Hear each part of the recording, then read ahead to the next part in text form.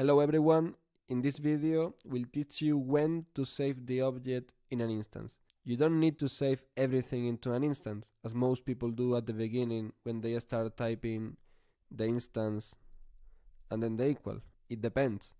You save it in case that you will repeat the code. Let me explain it with an example. Let's say that we have a string, hi, how are you? If you would like to make all of the letters up, we can use the function upper. If we would like to, for example, make the title every first letter of each word, I can do it with title, but I have written twice the same string, here and here.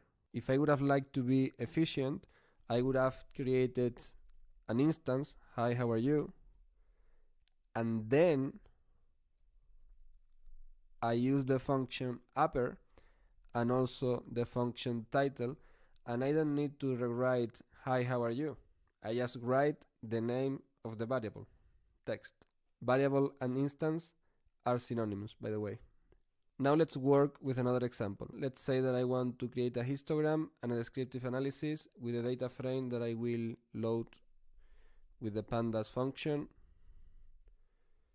read CSV.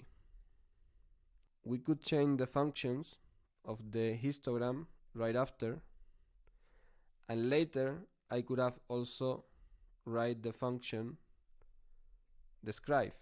But this is very inefficient because I have loaded the dataset once here and another time here. Instead, I could have created a variable with the data frame, and then I tell to make a histogram and also a descriptive analysis.